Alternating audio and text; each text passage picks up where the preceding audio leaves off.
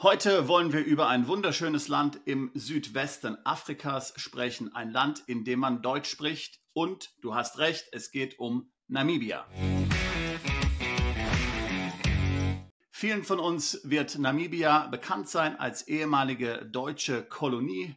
Von 1884 bis 1915 war Namibia unter deutscher Herrschaft. In diesen 30 Jahren haben sich die deutschen Besatzer wahrlich nicht mit Ruhm gekleckert und es tatsächlich geschafft, 80.000 Einheimische niederzumetzeln.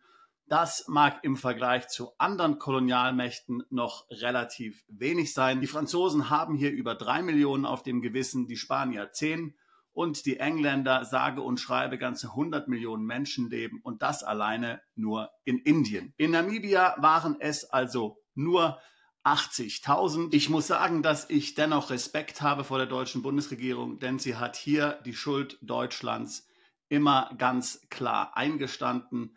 Und so kam es 2021 auch zur beidseitigen Unterschrift einer Erklärung. Diese Erklärung muss aus namibischer Sicht noch weiter nachgearbeitet werden. Die Deutschen zieren sich hier etwas. Man hat aber dennoch 1,1 Milliarden Euro damals an Namibia bezahlt. Du möchtest sagen, eine relativ kleine Summe vielleicht bei 80.000 Menschenleben, insbesondere dann, wenn man bedenkt, welche Unsummen man ja an andere Länder gibt, wo man sich überhaupt nichts hat zu Schulden kommen lassen. Dennoch sind diese 1,1 Milliarden Euro 100% mehr als zum Beispiel die Briten, Spanier und auch die Franzosen an ihre ehemaligen Kolonien bezahlt haben. Ja, diese drei Länder, die sich ja oftmals gerne hier moralisch erheben, über andere drücken sich hier immer noch feige um ihre Verantwortung.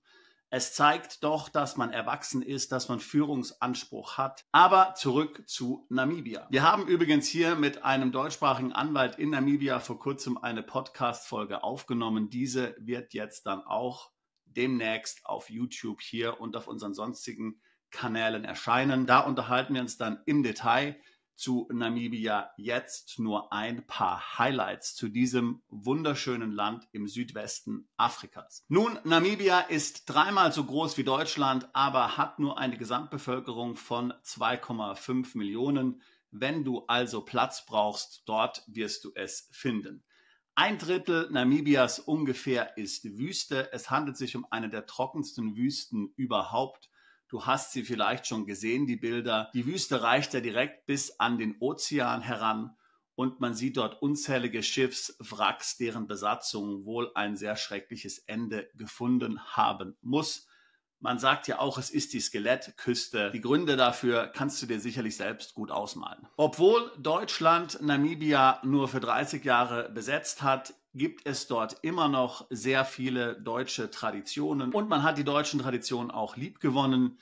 Ein Drittel der Bevölkerung spricht Deutsch. Die Lingua Franca in Namibia ist allerdings sonst Afrikaans.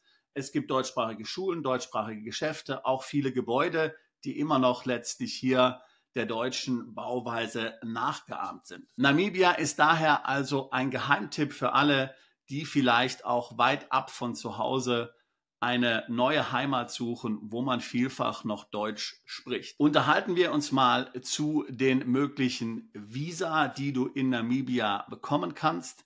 Als erstes wäre zunächst erwähnt das sogenannte Golden Visa, das heißt die unbeschränkte Aufenthaltserlaubnis. Diese kannst du erhalten, wenn du in Namibia eine Immobilie erwirbst, zum Preis von mindestens 375.000 US-Dollar. Andere Möglichkeiten sind zum Beispiel ein Digital-Nomaden-Visum, was es seit kurzem in Namibia gibt. Damit kannst du bis zu 6 Monate dich in Namibia aufhalten, möglicherweise sogar verlängern. Für viele Unternehmer bietet sich die Möglichkeit, in Namibia ein Unternehmen zu gründen, ein kleines Unternehmen zu gründen. Dann wirst du dort auch relativ einfach ein Visum erhalten. Freilich wirst du dort einige Jobs schaffen müssen. Der Durchschnittslohn in Namibia beträgt ungefähr $200 im Monat. Die Kosten für die Unternehmensgründung und dann auch das Einstellen einiger Mitarbeiter wären also überschaubar. Du würdest dann also eine Gesellschaft in Namibia gründen, du stellst dich dort selbst an und würdest dann eine Aufenthaltsgenehmigung erhalten.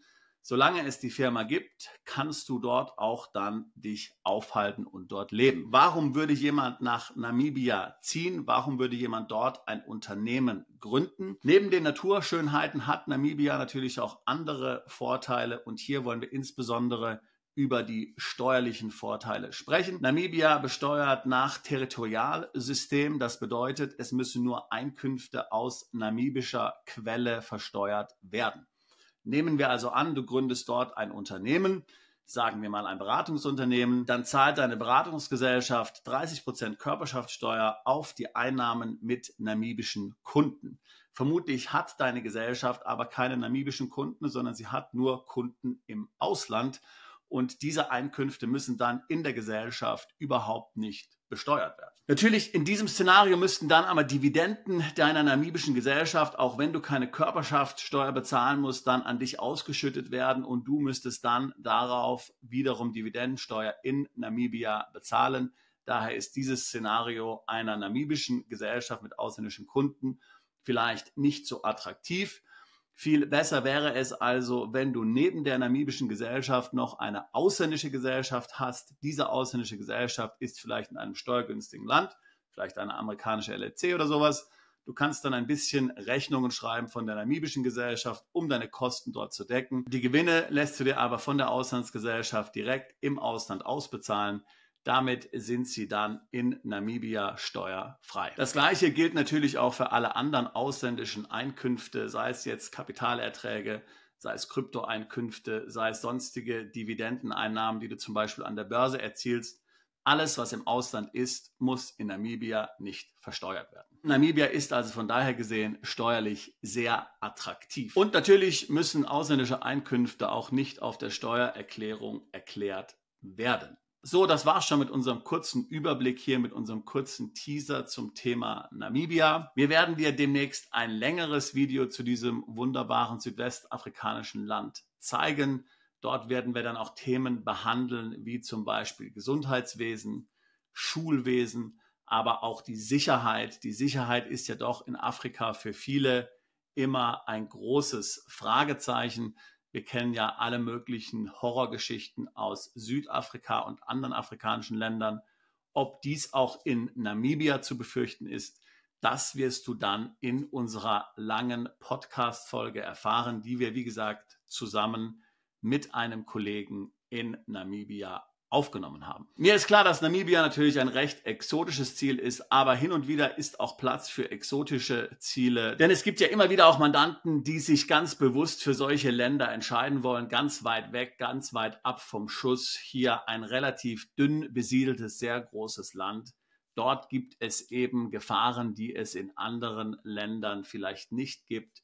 Und vielleicht hat man hier auch das Gefühl, dass zukünftige Sicherheitsszenarien in der Welt dort besser zu überstehen sind als in anderen Gebieten. Wenn dich das Thema Auswanderung interessiert und du dazu steuerliche Fragen hast, dann würde ich mich freuen, dich im Beratungsgespräch kennenzulernen. Den Link packe ich mal hier in die Beschreibung mit rein. Meine Kollegen und ich tun seit fast 20 Jahren nichts anderes, als deutschsprachige Mandanten dabei zu unterstützen, ins Ausland umzuziehen und ihre Steuerlast zu optimieren, Vermögen aufzubauen und Vermögen zu schützen. Wenn das auch für dich Themen sind, dann würde ich mich freuen, dich zu unserer Mandantschaft hinzuzuzählen. Bist du Unternehmer, Freiberufler oder Investor? Zieht es dich schon lange ins Ausland? Mach heute den ersten konkreten Schritt in eine Zukunft mit mehr Geld und mehr Freiheit. Buche ein Beratungsgespräch mit Sebastian und seinen Kollegen. Unsere Kanzlei unterstützt Mandanten wie dich dabei, deine Steuerlast legal zu reduzieren, Vermögen aufzubauen und zu schützen und deine persönliche Freiheit zu maximieren. Profitiere jetzt von unserem Fachwissen und unserem Netzwerk. Gehe zu mandatierung.com und werde Mandant unserer Kanzlei.